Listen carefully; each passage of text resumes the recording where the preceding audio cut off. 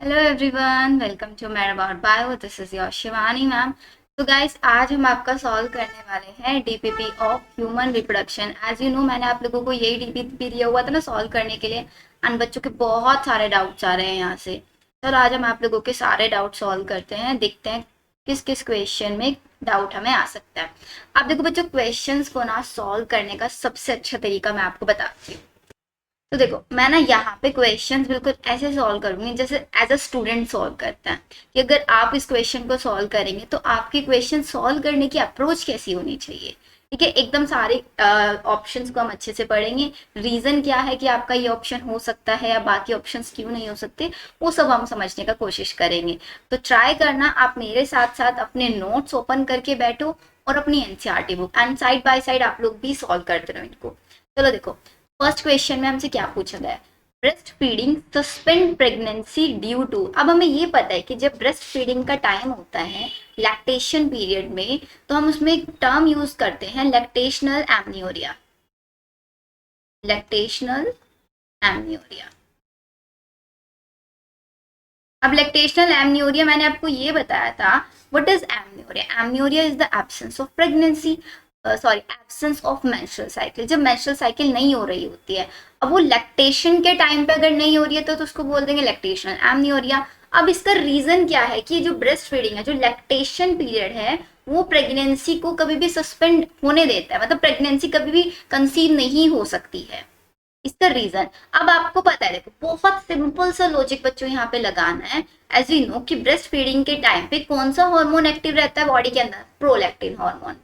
तो लिखो यहाँ पे, प्रोलैक्टिन हार्मोन आपका एक्टिव रहता है। अब ये प्रोलैक्टिन हार्मोन क्या करता है? प्रोलैक्टिन हार्मोन आपका नेगेटिव फीडबैक देता है।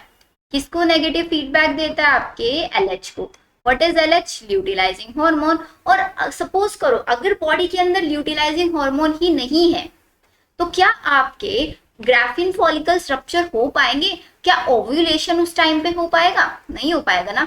तो जब तक प्रोलैक्टिन बॉडी के अंदर रहेगा, ल्यूटिलाइजिंग हार्मोन की कंसेंट्रेशन डाउन रहेगी। एंड आपको पता है कि आपका ग्राफिन फॉलिकल रप्चर कब होता है? जब एलएच सर्ज होता है। याद है, एलएच सर्ज पे आपका एस्ट्रोजन सिग्नल देता था आपके हाइपोथैलेमस को, साथ ही साथ आपकी एंटीरियर पिट्यूटरी को, कि वहां से आपका एलएच को रिलीज करे, ल्यूटिलाइजिंग हार्मोन को।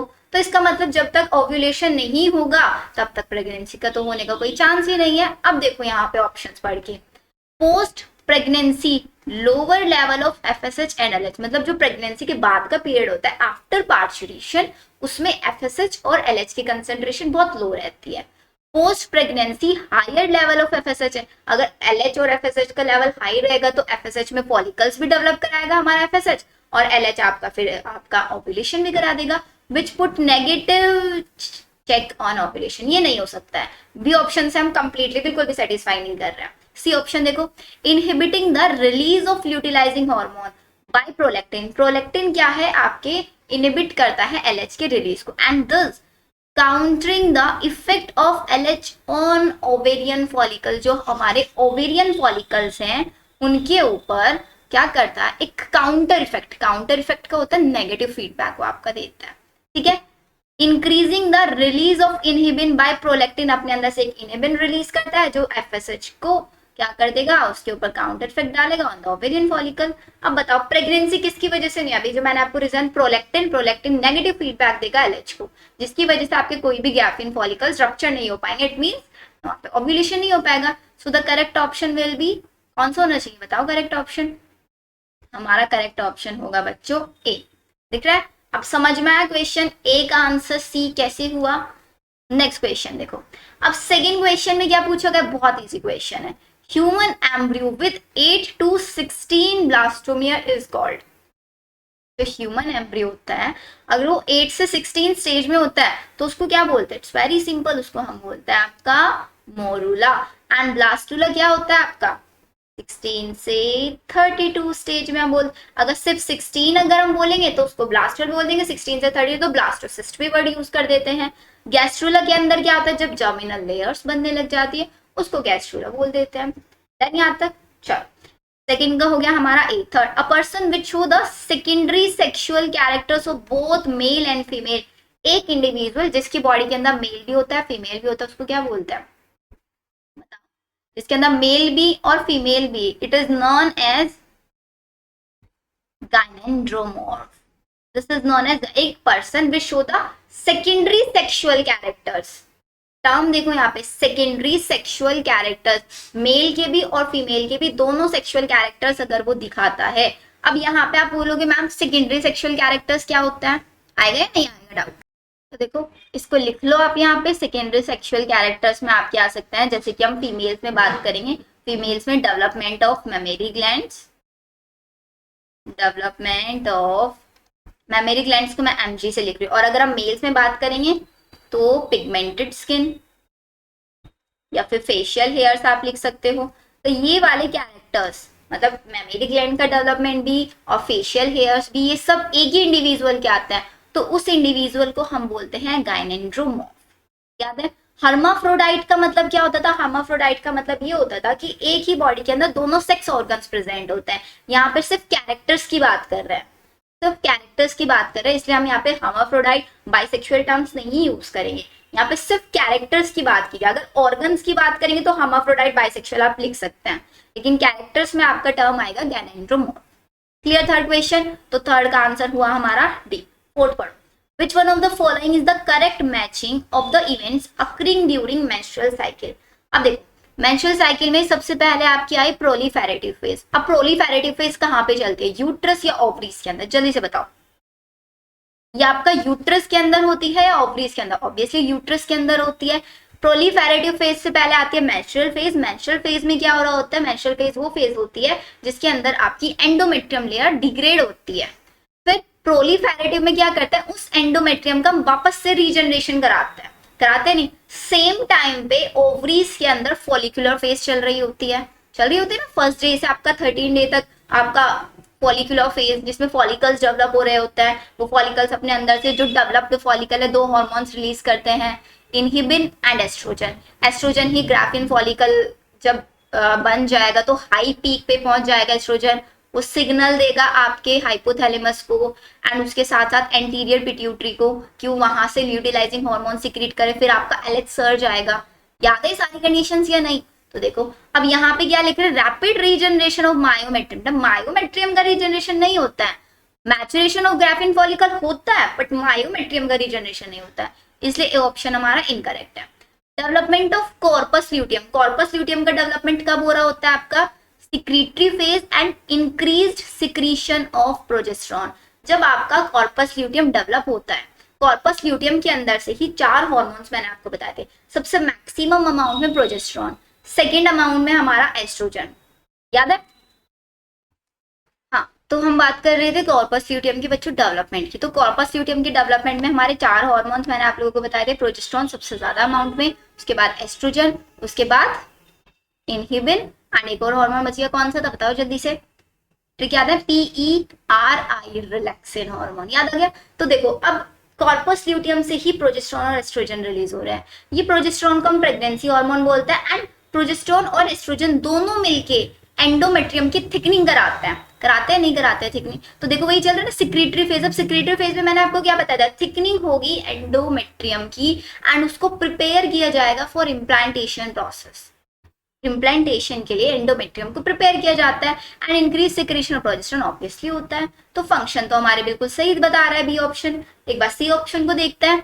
मैच्योरेशन में क्या होता है, break down of, no myometrium नहीं एंडोमेट्रियम होती है एंड ओवम नॉट फर्टिलाइज, ये तो होता ही है, लेकिन ब्रेक डाउन ये नहीं होता है. सी ऑप्शन को कैंसिल कर दिया. ओव्यूलेशन में देखते क्या है, LH and FSH attain peak level attain करता है and sharp fall in the secretion of progesterone. Progesterone के सिक्रीशन में दे आर सेइंग कि शार्प फॉल होता है. बताओ ऐसा होता है या नहीं होता है. और FSH में जो LH होता है वो पीक पे जाता है, नॉट FSH जाता है. एंड प्रोजेस्टेरॉन में कोई शार्प फॉल नहीं आता है यहाँ पे. तो आपका ये भी ऑप्शन हुआ इनकरेक्ट. सो हमारा करेक्ट ऑप्शन क्या हुआ, बी हमारा यहाँ पे करेक्ट ऑप्शन है. नेक्स्ट देखते हैं. Fifth, the second maturation division of the mammalian ovum occurs. second maturation. अब इसको देखो थोड़ा सा ना आप लोगों को मैं डिटेल में बताती हूँ. ये बोल रहे हैं हमारा सेकेंड मैचुरेशन. तो second maturation they are saying हम जब सेकेंड मियोसिस कराते हैं, अब आपको याद होगा बच्चों, जब हमने oogenesis किया था, oogenesis में जो मियोसिस 1 था वो आपका ओवरीज के अंदर हो रहा था, एंड वो भी बिफोर बर्थ, बर्थ के टाइम से पहले। फिर जैसे ही प्यूबर्टी आती थी वो मियोसिस 1 फिनिश हो जाता था, नहीं, एंड उससे फर्स्ट पोलर बॉडी बनती थी और हमारा क्या बनता था, सेकेंडरी oocyte बनता था। फिर वो सेकेंडरी oocyte आपका अरेस्ट हो जाता था मियोसिस 2 में। फिर मैंने आपको बोला देखो, जब इसके अंदर मियोसिस सेकेंड, तो मियोसिस सेकेंड हमारा चल रहा है किसके अंदर, सेकेंडरी oocyte के अंदर। बट ये सेकेंडरी oocyte हमारा अरेस्ट हो जाता, कौन सी फेज में अरेस्ट होता था, हमारी मेटाफेज 2 के अंदर। अब ये मेटाफेज सेकेंड में अरेस्ट हो चुका है। अब इसका अरेस्ट मैंने आपको एक इंपॉर्टेंट सी बात बताई थी कि बेटा ये अरेस्ट ओपन कब होगा, कब होगा ये arrest open, after entry of sperm. जैसे ही स्पर्म की एंट्री हो जाएगी, but before fertilisation, but before fertilisation, fertilisation से पहले, आफ्टर एंट्री ऑफ स्पर्म। अब सेकेंडरी oocyte हमारा कहाँ पे पहुंच जाना चाहिए, बिकॉज फर्टिलाइजेशन वाली साइट क्या होती है, साइट ऑफ फर्टिलाइजेशन इज एम्फिला। तो इसका मतलब हमारा जो सेकेंडरी oocyte है वो एम्फिला के अंदर पहुंच चुका है बच्चों। तो एम्फिला के अंदर ही उसका मियोसिस 2 कंप्लीट होगा, और वो कंप्लीट सिर्फ वही केस में होगा जब स्पर्म की एंट्री हो जाएगी। अगर स्पर्म की एंट्री नहीं होगी तो बेचारा हमारा सेकेंडरी oocyte ऐसे ही डेड हो जाएगी, हो जाएगा नहीं हो जाएगा। तो इसलिए फर्टिलाइजेशन से पहले, एंड फर्टिलाइजेशन से पहले क्यों बोल रहा है, बिकॉज स्पर्म सेकेंडरी oocyte के साथ थोड़ी ना फर्टिलाइज करेगा, तो ओवम के साथ फर्टिलाइज करेगा। जब इसके अंदर मियोसिस 2 फिनिश हो जाएगा तो इससे क्या बनता है, हमारा सेकेंड पोलर बॉडी बनता है, एंड हमारा ओवम बन जाता है। तो ओवम के साथ ही तो फर्टिलाइज करेगा, तो बिफोर फर्टिलाइजेशन हमारा मियोसिस 2 फिनिश होना चाहिए। बहुत लॉजिक सी चीज है बच्चों, थोड़ा सोचो। अब देखो ऑप्शंस पढ़ के, अब हमें ऑप्शंस में क्या बताया गया है यहाँ पे, देखो in the graafian follicle second maturation division जो बोल रहे हो कहाँ पे होता है, graafian follicle during the first phase, no यहाँ पे नहीं होता है। Shortly after ovulation before the ovum make entry, नहीं, फैलोपियन ट्यूब के अंदर एंट्री ले लेगा, वहीं पे तो फर्टिलाइज करेगा ओवम।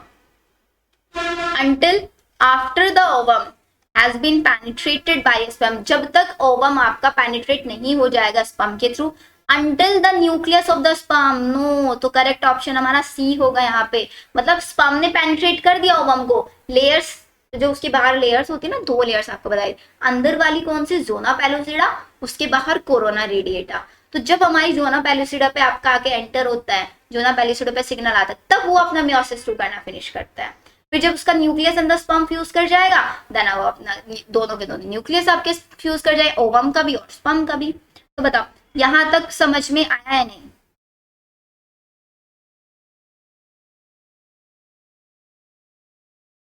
डन बच्चों। चलो यहां तक फिनिश हो गया हमारा, अब चलते हैं हम आगे।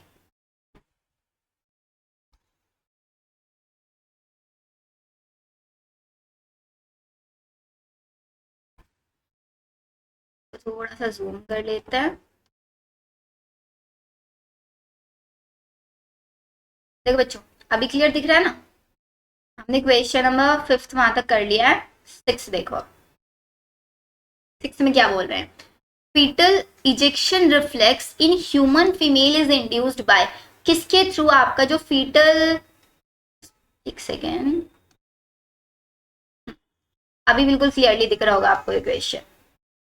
जो fetal ejection reflex है ह्यूमन फीमेल के अंदर, वो कहाँ से इंड्यूस होता है। अब मैंने आपको बोला था 2 जगह से इंड्यूस होता है, एक तो हमारा फीटस से, फीटस अपने अंदर से रिलीज कराता है कॉर्टिसोल। अभी कॉर्टिसोल बच्चा बड़ा इंपॉर्टेंट है, कॉर्टिसोल कब रिलीज कराता है फीटस, बिकॉज फीटस ना मदर वॉर्म के अंदर बहुत ज्यादा डेवलप हो गया है, अब वो डेवलप होने लग रहा है, उसका साइज बढ़ रहा है, तो उसको अंदर सफोकेशन एक टाइप से फील होगी। तो जब उसको सफोकेशन फील होने लगेगी तो फीटस कॉर्टिसोल रिलीज कराएगा। कॉर्टिसोल कहाँ से आता है, आपकी एड्रीनल ग्लैंड से आता है, एड्रीनल ग्लैंड से।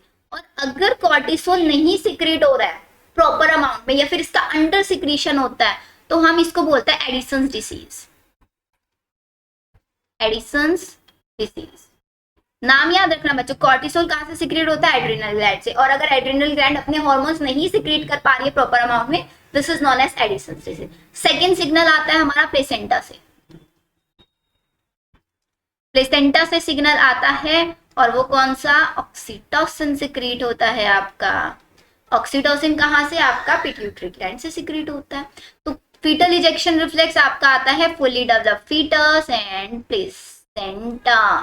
क्लियर। और अगर आपसे क्वेश्चन पूछे पिट्यूटरी ग्लैंड, किसकी पिट्यूटरी ग्लैंड से, मदर की पिट्यूटरी ग्लैंड से ऑक्सीटोसिन सिक्रीट होता है, फीटस की पिट्यूटरी ग्लैंड से नहीं, मदर की पिट्यूटरी ग्लैंड से।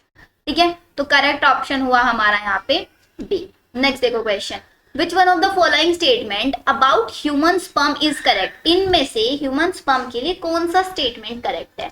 अब यहाँ पे ये बोल रहा है acrosome has a conical pointed structure, but we know conical pointed structure नहीं है, कैप लाइक स्ट्रक्चर होती है, is the cap like structure. बाकी सारी चीजें ठीक लिख दिया इन्होंने, बट ये कॉनिकल लिख के बड़ा गड़बड़ कर दिया। Used for piercing and penetrating the egg, egg को पेनिट्रेट करना और पर्सिंग करना, पर्सिंग करना मतलब उसके अंदर एंटर करना, रिजल्टिंग इन फर्टिलाइजेशन, इसी की वजह से फर्टिलाइजेशन होता है। यहाँ तक ठीक है। The sperm lies in the acrosome, sperm lies in मतलब fertilising enzymes, fertilising enzymes. And बच्चों एक और चीज, ये यहाँ पे अगर कैप लाइक स्ट्रक्चर ना लिखी हो ना, तो यहाँ पे एक और वर्ड आता है small pointed structure. Conical word नहीं होना चाहिए, बस छोटी सी एक पॉइंटेड स्ट्रक्चर होती है आपकी, जो at the tip of nucleus होती है, जो हमारा स्पर्म का न्यूक्लियस होता है ना उसके टिप के ऊपर प्रेजेंट होती है, या ऐसे भी आपका लिखा आ सकता है, तो उसको भी आपको ध्यान से देखना है। अब नेक्स्ट हम क्या पढ़ रहे थे, हाँ स्पर्म लाइजिंग मतलब वो फर्टिलाइजिंग एंजाइम एक्रोसोम के पास होता है, जो डिसॉल्व करते हैं एग को, इन्वॉल्व फैसिलिटेटिंग फर्टिलाइजेशन, फर्टिलाइजेशन कराने के लिए फैसिलिटेट कराता है। गुड, ये तो हमारा सही है बिल्कुल, इसमें कोई गलत नहीं लिखा है। Acrosome serve as a sensory structure, no, acrosome सब नो, बट सारा फंक्शन तो एक्रोसोम का, एक्रोसोम ना होता तो स्पर्म क्या एंटर हो पाता, नहीं हो पाता ना स्पर्म एंटर, तो करेक्ट ऑप्शन होगा हमारा बी। नेक्स्ट पढ़ो क्या है, सेटोली सेल्स कहाँ पे पाई जाती है। सेटोली सेल्स हमने देखा था आपका मेल रिप्रोडक्टिव सिस्टम में। जल्दी से मेल रिप्रोडक्टिव सिस्टम का नोट्स ओपन करो, वहां पे जब मैंने आपको एक स्क्रोटम्स के अंदर टेस्टिस बनवाई थी, पेयर ऑफ टेस्टिस के अंदर 250 कंपार्टमेंट्स, टेस्टिकुलर लोब्यूल्स, हर एक टेस्टिकुलर लोब्यूल्स के अंदर, एक टेस्टिकुलर लोब्यूल के अंदर 3 सेमिनिफेरस ट्यूब्यूल। ठीक है, 1 से 4 लिख लो या 1 से 3 भी कहीं पे लिख देते हैं। हर एक सेमिनिफेरस ट्यूब्यूल के पास में प्रेजेंट है लेडीज सेल्स या फिर इंटरस्टिशियल सेल्स। लेडीज सेल्स अपने अंदर से सिक्रीट कराते हैं ल्यूटिलाइजिंग हार्मोन, जो ल्यूटिलाइजिंग हार्मोन टेस्टोस्टेरोन, मेल हार्मोन या फिर एंड्रोजन सिक्रीट कराता है। ध्यान रखना, पूरा चैप्टर यहाँ पे रिवाइज करा रही हूँ मैं आप लोगों को। फिर सेटोली सेल्स कहाँ पे थी, जो मेरा सेमिनिफेरस ट्यूब्यूल है उसके अंदर जर्मिनल एपिथेलियम प्रेजेंट था, रिमाइंड है ना, जर्मिनल एपिथेलियम। देखो ये सेमिनिफेरस ट्यूब्यूल, इसके अंदर वाली ये लेयर थी हमारी, दिस इज जर्मिनल एपिथेलियम। अब यहाँ पे हमारे थे स्पर्मेटोगोनिया, एंड फिर यहीं पे प्रेजेंट थे आपके सेटोली सेल्स, ऐसे। तो बताओ ऑप्शन क्या होना चाहिए, सेटोली सेल्स।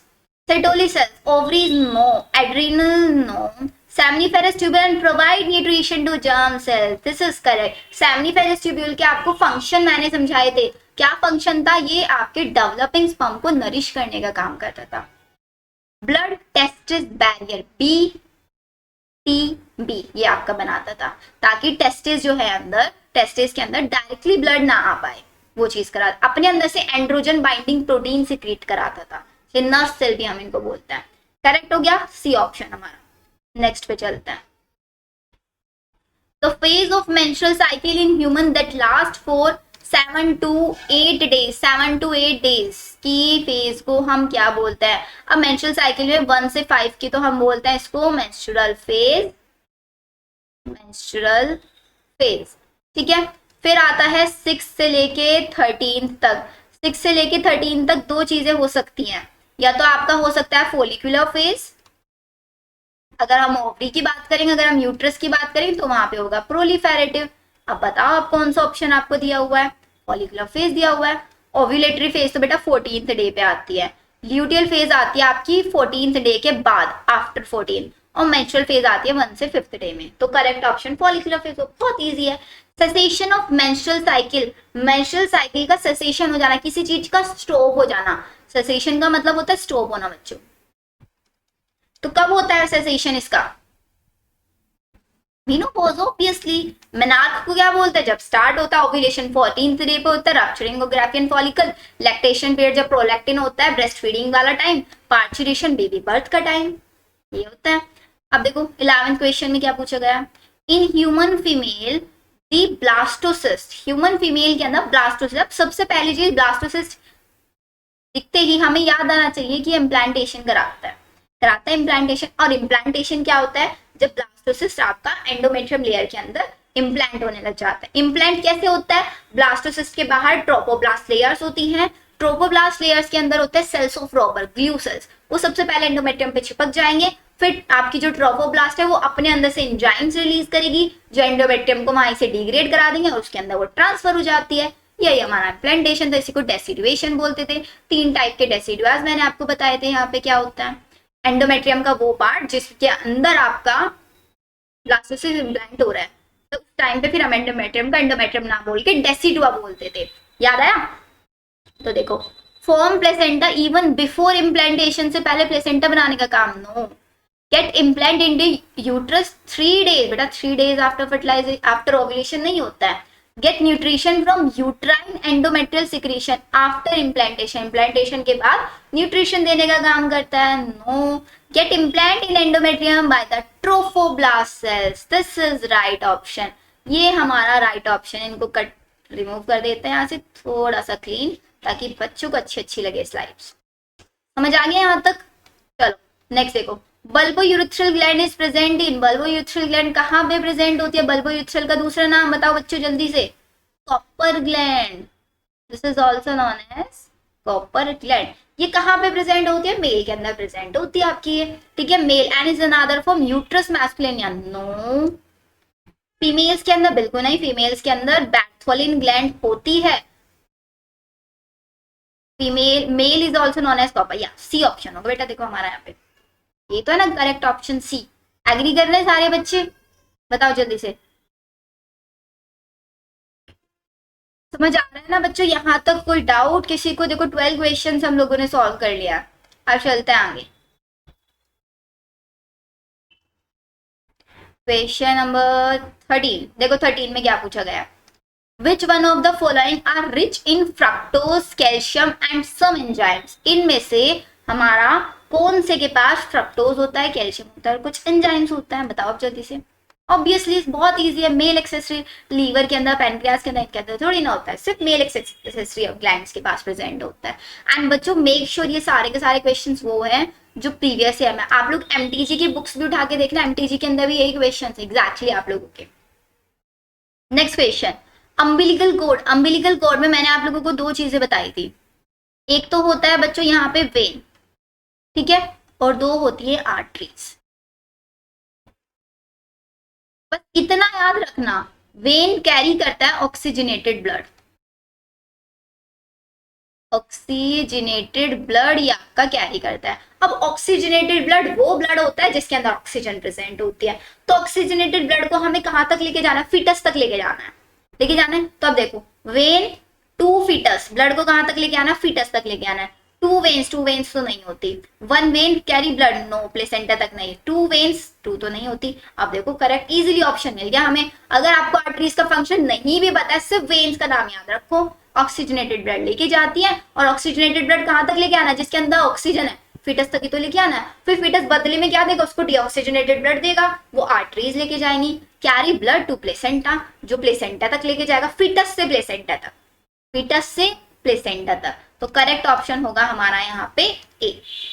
बताओ आया समझ में ये? अगर नहीं समझ में आया तो प्लीज इसको स्टेटमेंट बना के लिख लो। Umbilical cord has 1 vein which carry oxygenated blood from placenta to foetus, placenta से फिटस तक लेके जाती है, and it has also 2 arteries which carry deoxygenated blood from foetus to placenta. ऐसे एक लाइन बना के लिख लो उसको। Clear?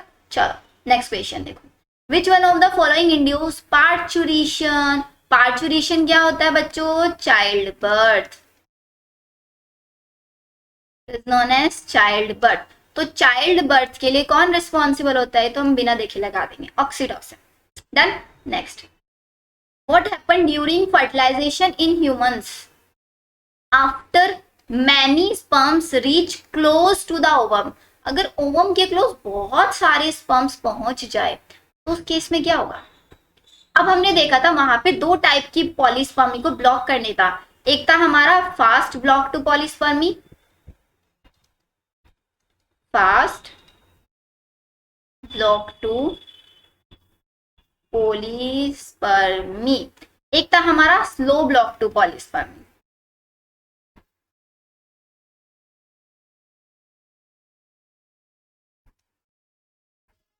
Fast block to polyspermy कौन करा रहा था? Zona reaction, zona reaction. Slow block to polyspermy कौन करा रहा था? Cortical reaction. अब इनके अंदर क्या होता था वो मैंने आप लोगों को बहुत अच्छे से समझाया था। जोना रिएक्शन में क्या होता है, जैसे पहला स्पर्म आता है, जोना पेलुसिडा को टच करता है, तो जोना पेलुसिडा सिग्नल देगी किसको? प्लाज्मा मेम्ब्रेन को। तो प्लाज्मा मेम्ब्रेन अपने आप को डीपोलराइज करा लेगी, क्योंकि प्लाज्मा मेम्ब्रेन के ऊपर प्रेजेंट होते हैं सोडियम गेटेड चैनल्स। तो सोडियम गेटेड चैनल्स ओपन हो जाएंगे तो सोडियम एंटर करेंगे अंदर ओवम के अंदर। अब सोडियम अंदर आ रहे हैं तो अंदर का चार्ज पॉजिटिव हो जाएगा, बाहर का नेगेटिव, बिकॉज बाहर से पॉजिटिव चार्ज अंदर आ रहा है ओवम के अंदर। ये देखो, तो अंदर का हो गया पॉजिटिव। अब जैसे ही अंदर का पॉजिटिव हुआ, बाहर का नेगेटिव, हमारी प्लाज्मा मेम्ब्रेन का डीपोलराइज, इसका मतलब कोई और स्पर्म यहाँ पे एंटर नहीं हो जाए। ये तो फास्ट ब्लॉक, मतलब जैसे स्पर्म है एकदम से पॉलीस्पर्मी को ब्लॉक करेगा। फिर अब धीरे धीरे क्या होता है, ये डीपोलराइजेशन फिर से पोलराइज होना स्टार्ट कर जाएगा, बिकॉज ये परमानेंट स्टेट तो नहीं होती है।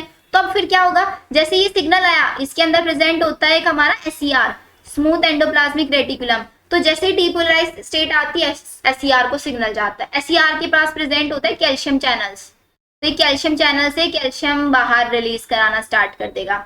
इसके साथ साथ यहाँ पे प्रेजेंट होता है कुछ कॉर्टिकल ग्रेन्यूल्स, कुछ कॉर्टिकल ग्रेन्यूल्स यहाँ पे प्रेजेंट होता है। अब जैसे ही एसईआर के अंदर से कैल्शियम बाहर आएगा तो कैल्शियम क्या करेंगे, कॉर्टिकल ग्रेन्यूल्स को बाहर वाली लेयर में शिफ्ट कराना स्टार्ट करेंगे, मतलब इनको पुश आउट करेंगे यहाँ से, they will push them out. ऐसे बाहर की साइड पुश करेंगे तो सारे कॉर्टिकल ग्रेन्यूल्स यहाँ पे ऐसे इकट्ठे हो जाएंगे, तो जिसकी वजह से आप देख रहे हो ओवम के बाहर एक नई लेयर बन रही है, बन गई है नई लेयर। अब नई लेयर बन गई तो कॉर्टिकल ग्रेन्यूल्स को डिग्रेड कराने के लिए हमारे क्रोमोसोम के पास कोई भी एंजाइम नहीं है, तो इसलिए कोई दूसरा स्पर्म नहीं आ पाएगा। इसको बोलते हैं स्लो ब्लॉक टू, थोड़ा स्लो होता है बट परमानेंट पॉलीस्पर्मी है ये। अब ऑप्शंस पढ़ो। Cells of corona radiated trap all the sperms. अब ये बोल रहे जो कोरोना रेडिएट है, जोना पेलुसिडा के बाहर कोरोना रेडिएट होती है ना, तो वो क्या करती है, सारे के सारे स्पर्म्स को ट्रैप कर लेती है। यहाँ पे हमारा ये बोल रहा है, बट ऐसे तो नहीं होता है। Only 2 sperm nearest to the ovum penetrate zona pellucida. सिर्फ और सिर्फ 2 ही स्पर्म होते हैं जो ओवम के पास आएंगे और जोना पेलुसिडा को पेनिट्रेट कर पाते हैं। Secretion of acrosome help one sperm enter cytoplasm of ovum through. क्या एक्रोसोम के सिक्रीशन ऐसा करता है बेटा? एक्रोसोम सारे के सारे जितने भी स्पर्म है ना, सबके पास सेम ही सिक्रीशन होता है, तो सब उसका अलाउ करेंगे एंटर होने के लिए। All sperm except the one nearest to the ovum lose their, ऐसा भी कोई ऑप्शन नहीं होता, ये भी नहीं। अब बचा सिर्फ हमारा कौन सा? B option, only 2 sperm nearest to the ovum penetrate कर देंगे जोना पेलुसिडा को, ये करेक्ट ऑप्शन। अब आप बोलोगे कि मैम ऐसे कैसे, बिकॉज यहाँ पे ना चांसेस होते हैं कि जैसे ही स्पर्म आया आपका, सबसे पहले आपका स्पर्म किस पे एंटर हुआ, एक तो पूरा का पूरा एंटर हो गया, देखो एक स्पर्म तो हमारा ये एंटर हो गया किस पे? Zona pellucida. फिर दूसरा स्पर्म जैसे ही आपका यहाँ पे आने की कोशिश कर रहा है, सेकेंड वन स्पर्म जैसे ही जोना पेलुसिडा को टच करने की कोशिश कर रहा है, तो सेम टाइप का डिपोलराइजेशन स्टार्ट होने लग जाएगा, क्योंकि अब उसको पॉलीस्पर्मी को प्रिवेंट, अब उसको अंदर नहीं आने देना है, तो डिपोलराइज होने लग जाएगा। तो सिर्फ 2 स्पर्म्स होते हैं जो जोना पेलुसिडा तक अंदर आ पाते हैं, जोना पेलुसिडा तक आ पाते हैं। सिर्फ 2 sperm nearest to the ovum penetrate करेंगे जोना पेलुसिडा को, तो बी ऑप्शन हमारा यहाँ पे हुआ करेक्ट। चलो नेक्स्ट ऑप्शन देखो, नेक्स्ट 17 क्वेश्चन में देखो क्या पूछा, the parts of fallopian tube closest to the ovary. Ovary के जो सबसे क्लोज होता है एग्जैक्टली इनफंडिबुलम होता है हमारा यहाँ पे। 17 का हुआ हमारा B, the chemical substance found in the surface layer of cytoplasm of spermatozoa. Spermatozoa जो है मतलब स्पर्म जो है, उसकी बाहर पे प्रेजेंट होता है एक केमिकल जो उसकी ओवम तक अप्रोच कराता है। कौन सा केमिकल होता है वो? Anti fertilizin. और फर्टिलाइजिन किसके पास होता है? ओवा के पास होता है। इन दोनों के बीच में केमिकल अट्रैक्टेंट होता है, जिसकी वजह से स्पर्म आइडेंटिफाई करता है कि हाँ उसको ओवम के पास ही जाके फर्टिलाइजेशन करना है। आया समझ में? तो करेक्ट ऑप्शन होगा हमारा यहाँ पे सी। डन। 18 क्वेश्चन देखो हम लोगों ने कर लिया है, अब आगे चलते हैं।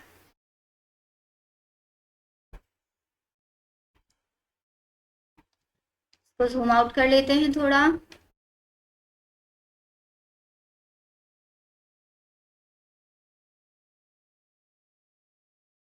चलो देखो 19th क्वेश्चन में क्या पूछा, अभी वही क्वेश्चन आ गया, देखो सेम, पढ़ के देखो आ रहा है नहीं आ रहा है आपको समझ में।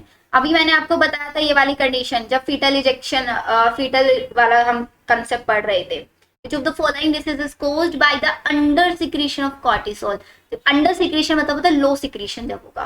कॉर्टिसोल कहाँ से सिक्रेट होता है, एड्रिनल ग्लैंड से। तो अगर एड्रिनल ग्लैंड अच्छे से सिक्रेट नहीं कर पाती है अपने हॉर्मोन्स के अंदर कोई डिसफंक्शनिंग हो जाती है, उसको क्या बोलते हैं, A for adrenal gland, A for Addison's disease. Clear. चलो reabsorption of chloride ion from glomerular filtrate in kidney tubules occurs by।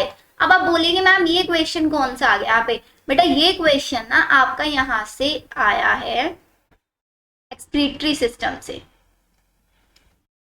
क्यों आया है ये एक्सक्रीटरी सिस्टम से, बेटा क्वेश्चंस मिक्सअप दे रखे हैं यहाँ पे। अब आप देखोगे इससे पहले सेक्सुअल रिप्रोडक्शन फ्लावरिंग प्लांट का जब आपने डीबीपी सॉल्व किया होगा, उसके अंदर भी कुछ क्वेश्चंस थे आपके जो मॉर्फोलॉजी से आते थे, उससे पहले वाले में प्लांट नहीं। तो ये जनरली क्या करता है ना, इन चैप्टर्स को रिलेट कराते हैं 11th वाले चैप्टर से, ताकि आप लोगों को प्रैक्टिस हो पाए अभी से 11th और 12th को मिक्सअप पढ़ने का।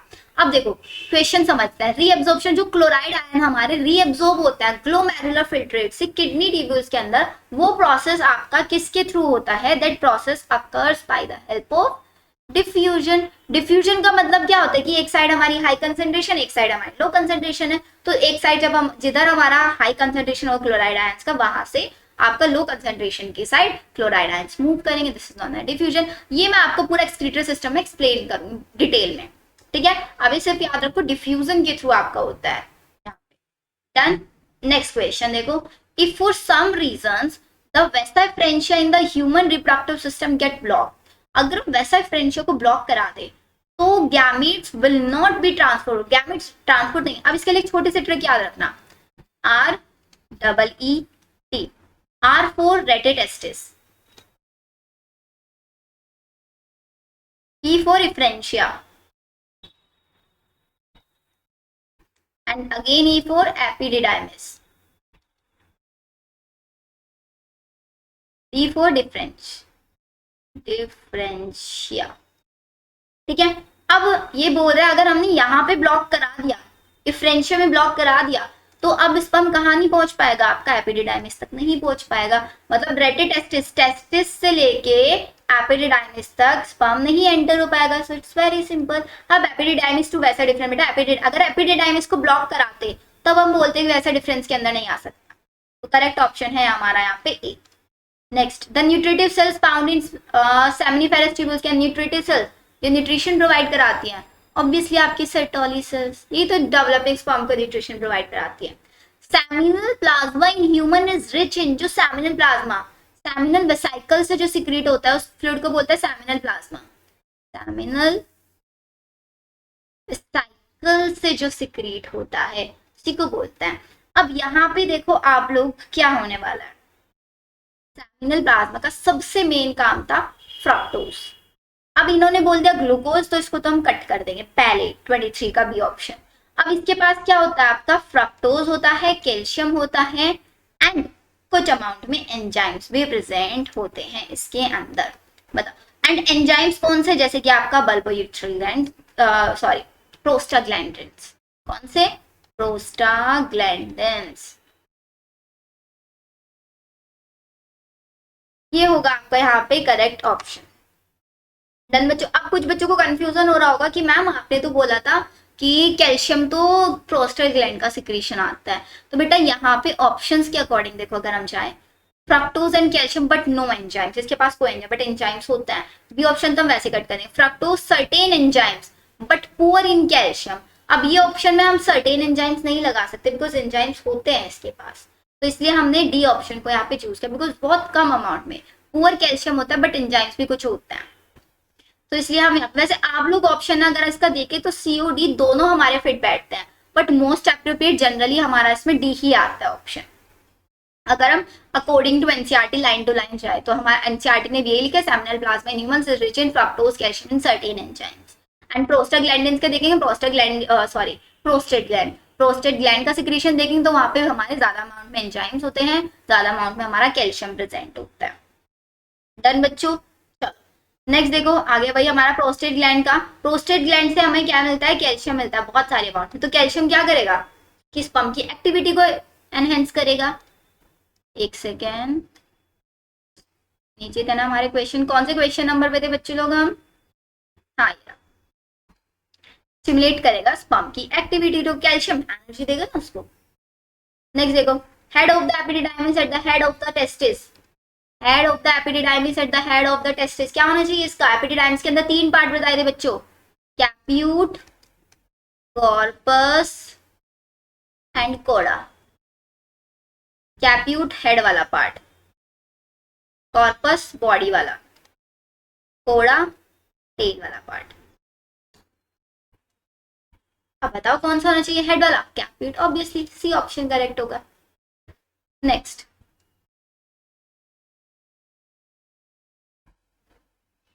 26 देखो, 26 में क्या बोला गया है, which part of the ovary in mammals, mammals के अंदर ओवरी का कौन सा पार्ट जो एंडोक्राइन ग्लैंड की तरह सिक्रीट करता है आफ्टर ओव्यूलेशन, ओव्यूलेशन के बाद कौन सा पार्ट ओव्यूलेशन के बाद, अच्छा ये बताओ कौन सा क्या पार्ट बनता है जब हमारा ओव्यूलेशन, ओव्यूलेशन किसके अंदर होता है, ग्राफियन फॉलिकल के अंदर होता है। तो ग्राफियन फॉलिकल ही जब ओव्यूलेशन हो जाएगा मतलब सेकेंडरी साइड निकल जाएगा तो कौन सी स्ट्रक्चर बन जाती है, कॉर्पस ल्यूटियम, एंड यही तो अपने अंदर से हार्मोन रिलीज करता है, तो यही वर्क करता है एंडोक्राइन। तो करेक्ट ऑप्शन कौन सा, ग्राफियन फॉलिकल वाला पार्ट एंडोक्राइन ग्लैंड की तरह बिहेव करेगा आफ्टर ओव्यूलेशन। डन।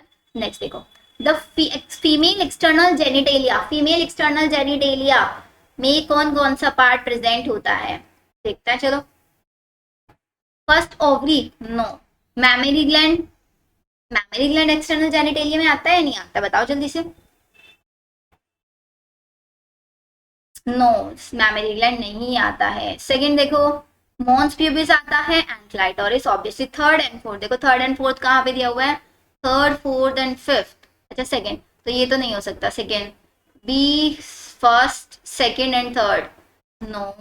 ए में देखो फर्स्ट और सेकंड, नो। सी ऑप्शन बच गया थर्ड, बट फिफ्थ वाला ऑप्शन कट कर देना, फिफ्थ ऑप्शन दिया हुआ ही नहीं है, थर्ड एंड फोर्थ। तो करेक्ट ऑप्शन हमारे यहाँ पे सी होगा। आगे समझ में कौन सा ऑप्शन होगा करेक्ट, बाकी को इनको कट कर देते हैं। करेक्ट ऑप्शन है हमारा यहाँ पे सी एंड फिफ्थ ये यहाँ पे मिस प्रिंट है, ठीक है। 28 क्वेश्चन समझो, 28 में क्या बोला गया, 2n इज इक्वल्स टू 16, ठीक है, इज इन प्राइमरी स्पर्मेटोसाइट, लिखो इसको, ये प्राइमरी स्पर्मेटोसाइट, स्पर्मेटोजेनेसिस की बात कर रहे हैं। तो प्राइमरी स्पर्मेटोसाइट में क्या है, 2n है is equals to 16, which is in metaphase of first meiotic division, पहले मियोटिक डिवीजन के मेटाफेज में ही है। What shall be the total number of chromatid in each of the secondary spermatocyte? अब प्राइमरी स्पर्मेटोसाइट जब बन जाता है, प्राइमरी स्पर्मेटोसाइट के अंदर हम कराते हैं मियोसिस 1। जब मियोसिस कराएंगे तो दोनों के दोनों हाफ हाफ डिस्ट्रीब्यूट हो जाते हैं, तो हमारे सेकेंडरी स्पर्मेटोसाइट बनते हैं, जो कि लिख दो सेकेंडरी स्पर्मेटोसाइट, 2 सेकेंडरी स्पर्मेटोसाइट बनते हैं। अब मियोसिस कैसा डिवीजन है, रिडक्शनल डिवीजन है, तो 2n इज इक्वल टू 16 है, तो यहाँ पे 8 हो जाएगा, यहाँ पे भी हमारा 8 हो जाएगा। फिर इनके अंदर हम मियोसिस 2 कराते हैं, मतलब इक्वेशनल डिवीजन होता है, तो मेरे पास यहाँ पे 4 स्पर्मेटिड्स बन जाते हैं ऐसे। फिर यही स्पर्मेटिड आगे जाके स्पर्मेटोजोआ बन जाते हैं, जिस प्रोसेस को हम बोलते हैं स्पर्मियोजेनेसिस। फिर यही स्पर्म्स रिलीज होते हैं सेमिनिफेरस ट्यूब्यूल से और रेटे टेस्टिस में आ रहे हैं, या फिर सेमिनिफेरस ट्यूब्यूल्स की बाहर वाली कैविटी में, उसको स्पर्मिएशन हम बोल देते हैं। Spermiogenesis, spermiation. स्पर्मियोजेनेसिस का मतलब होता है conversion of spermatid into sperm, and जब स्पर्म यहाँ से रिलीज होता है, releasing of sperm from cytolysis भी बोल देते हैं, या फिर सेमिनिफेरस ट्यूब्यूल से वो रिलीज हो रहे हैं, उसको स्पर्मिएशन। तो करेक्ट ऑप्शन क्या है, वेरी सिंपल डी। नेक्स्ट देखो, in humans at the end of the first meiotic division, first meiotic division के एंड में मेल जर्म सेल डिफरेंशिएट हो जाता है। पहला मियोटिक डिवीजन अभी यहीं पे देख लो, ये लिखा ना, पहला मियोटिक डिवीजन मैंने कराया तो मेरा सेकेंडरी स्पर्मेटोसाइट बना है नहीं, सेकेंडरी स्पर्मेटोसाइट लिख दो, वेरी इजी। और स्पर्मेटिड कब बनता है? सेकेंड मियोटिक डिवीजन के बाद, सेकेंड मियोटिक डिवीजन के बाद ये बनता है। स्पर्म अंडरगो फिजियोलॉजिकल मैचुरेशन, अपनी मोटाइलिटी बढ़ाता है, फर्टिलाइजिंग करंट बढ़ाता है, कहाँ पे? एपिडिडाइमिस के कैप्यूट वाले रीजन में, राइट। और कॉर्पस वाले पार्ट के अंदर क्या होता था? डीकैपेसिटेशन होता था। कॉर्पस वाले पार्ट में डीकैपेसिटेशन एंड कोडा वाले पार्ट में कुछ टाइम के लिए स्टोर होता था। Very simple. नेक्स्ट देखो, at which stage of life in oogenesis initiate in a female, कौन से स्टेज में oogenesis स्टार्ट होता है? During embryonic development. Very simple. The middle piece of the sperm के मिडल पीस को क्या बोलते हैं? सेंट्रियोल हमारा, राइट। यहां तक तो देखो अभी कोई डाउट नहीं होगा आप लोगों को। अब चलते हैं हम आपका आगे।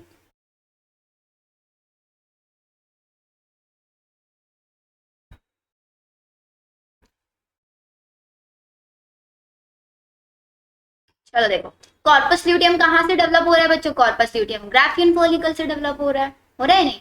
Spermatogenesis is induced by, induce कौन कराते हैं? इंड्यूस का मतलब किसी चीज को बढ़ावा देना, इंक्रीज कराना किसी को। तो कौन कराएगा स्पर्मेटोजेनेसिस का इंड्यूस? ऑब्वियसली आपके एफएसएच कराएंगे। आप बोलोगे मैम कैसे? आपको याद है स्पर्मेटोजेनेसिस में सेटोली सेल्स लिखवाया था मैंने आपको? सेटोली सेल्स में हमारा क्या था?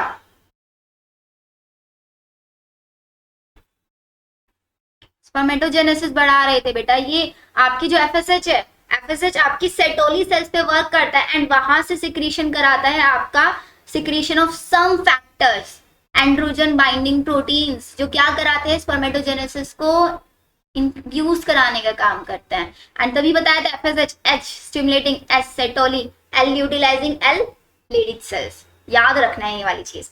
चलो 35 देखो, layers of an ovum from outside to inside, outside से इनसाइड, सबसे बाहर कोरोना रेडिएटा, फिर जोना पेलुसिडा और फिर विटेलाइन मेम्ब्रेन। यही होता है ना? ऑब्वियसली यही होता है। सबसे बाहर ये ओवम और ये मेरा यहाँ पे प्लाज्मा मेम्ब्रेन, और जो हमारी प्लाज्मा मेम्ब्रेन जो जोना पेलुसिडा होती है उसके बीच में विटेलिन मेम्ब्रेन हम बोल देते हैं। तो अंदर की साइड विटेलिन, फिर जोना पेलुसिडा, फिर कोरोना रेडिएटा।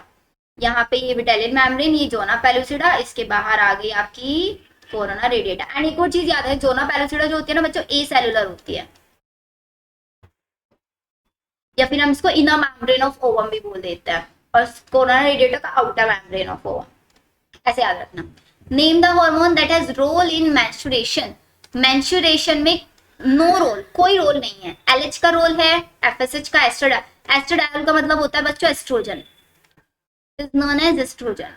जितने भी आप लोगों ने मुझसे डीपीपी से रिगार्डिंग या क्लास में या फिर मैसेजेस में जितने भी डाउट पूछे, मैं ट्राई कर रही हूँ हर एक क्वेश्चन में आपके सारे डाउट सॉल्व करने का। फिर अगर आपका कोई डाउट रह जाता है तो बच्चों प्लीज कमेंट सेक्शन में आप मेरे को बता देना कि मैम मेरा ये वाला डाउट रह गया। TSH thyroid stimulating hormone, thyroid hormone को तो यहाँ पे कोई काम नहीं है, तो इसलिए यही हमारा ऑप्शन होगा। अरे राइट लगाना, राइट, ये हमारा ऑप्शन है करेक्ट। ठीक है। The time for optimum chances of conception in a female starting from the day of maturation, कौन से डे से मैचुरेशन के आपका कंसेप्शन का, प्रेगनेंसी के जो चांसेस वो सबसे हाई रहते हैं? 14th डे के बाद, बिकॉज 14th डे है, 14th डे पे ओव्यूलेशन, ओवम गया हमारा एम्फिला के अंदर, वेट कर रहा है स्पर्म का। तो स्पर्म की ओवम की लाइफ स्पेन सिर्फ 1 दिन की होती है, तो उसी में सबसे ज्यादा चांसेस है फर्टिलाइजेशन में कंसीव करने के। तो ये हुआ हमारा correct option. Repair of endometrium, endometrium को रिपेयर कौन कराता है? एंडोमेट्रियम को रिपेयर एस्ट्रोजन कराता है, जो कहां से रिलीज होता है? डेवलपिंग फॉलिकल से, याद है? चलो, the sex of the foetus will be decided at, अगर हम फीटस का सेक्स पता लगाना चाहते, बेबी बॉय है या गर्ल है, कब पता लगा? फर्टिलाइजेशन बाय मेल गैमीट, या फिर इम्प्लांटेशन, या फिर फर्टिलाइजेशन बाय फीमेल गैमीट, या फिर स्टार्ट ऑफ क्लीवेज। कैसे पता लगा? ऑब्वियसली मेल गैमीट के फर्टिलाइजेशन से पता लगाया जाता है, बिकॉज मेल गैमीट में एक्स क्रोमोसोम हो सकता है या फिर वाई क्रोमोसोम हो सकता है। बताया था ना chances 22 plus x, 22 plus x, दो 22 प्लस एक्स बनते हैं, दो 22 प्लस वाई बनते हैं। अब वी हैव नो आइडिया कि कौन सा स्पर्म फर्टिलाइज कर रहा है, उसके पास एक्स है या वाई है। अगर उसके पास एक्स होगा, फीमेल के पास भी एक्स है, तो क्या बनती है यहाँ पे? गर्ल का फॉर्मेशन। लेकिन फीमेल के पास एक्स है, मेल से अगर वाई आ गया तो बनेगा यहाँ पे बॉय। ये होता है sex determination. Done. Next question देखो, क्वेश्चन नंबर 40, मैच करना है। अब मैच का सबसे अच्छा तरीका, जो भी आपको पहले आता है उसको देख लो सबसे पहले। अभी देखो हमने पोलिस फॉर्मी पढ़ा था, पोलिस फॉर्मी के अंदर क्या किया था हमने, लिटिल मलबेरी तो स्टेजेस को बोलता है, एंडोमेट्रिक, माइटोटिक डिवीजन, फर्टिलाइजेशन। चलो इससे हम नहीं पता लगा पा रहे हैं, मोरूला को देख लेते हैं, मोरूला का काम, या फिर इम्प्लांटेशन। इम्प्लांटेशन कहाँ होता है, एंडोमेट्रिक होता है, ये तो हमें बहुत इजीली पता है। तो थर्ड, डी का थर्ड देखो, डी का थर्ड कहाँ कहाँ पे है, मतलब इसको कट कर दिया मैंने, कर दिया। अब आता है मेरा मोरूला, मोरूला बच्चों, या फिर पोलिस फॉर्मी का क्या होना चाहिए, पोलिस फॉर्मी शुड बी फर्टिलाइजेशन होना चाहिए ना। पोलिस फॉर्मी क्या कराता है, ज्यादा चांस फर्टिलाइजेशन के टाइम पे ही तो पाया जाता है जब फर्टिलाइज हो रहा होता है स्पर्म। तो आपका होगा सी का फर्स्ट, सी का फर्स्ट, बी ऑप्शन भी मैंने यहाँ पे कट कर दिया, तो बचा ए और सी। अब ए और सी में देखो, ए का ये बोल रहा है सेकेंड, क्लीवेज क्या है, क्लीवेज क्या एक माइटोटिक डिवीजन है, बताओ क्लीवेज क्या एक माइटोटिक डिवीजन है, ऑब्वियसली क्लीवेज माइटोटिक डिवीजन है। बस डिफरेंस ये होता है, माइटोटिक डिवीजन में साइटोप्लाज्म का कंटेंट बढ़ जाता है, क्लीवेज के अंदर कंटेंट सेम रहता है साइटोप्लाज्मिक, ये डिफरेंस होता है। तो ए का सेकंड, तो करेक्ट ऑप्शन हुआ हमारा ए। फिर हमारा कौन सा बच गया था, मोरूला, मोरूला लिटिल मलबेरी के जैसे दिखता है, बिल्कुल ऐसे 16 सेल स्टेज, ये ऐसे स्ट्रक्चर्स की दिखती है मोरूला की। आगे समझ में, 40 का आंसर है हमारा करेक्ट ए बच्चों। चलो नेक्स्ट देखते हैं हम अपना 41। 41 में देखो क्या है, which part of the sperm play an important role in penetrating the egg membrane, egg membrane को पेनिट्रेट करने के लिए कौन सा, सिर्फ एक्रोसोम, सो सिंपल।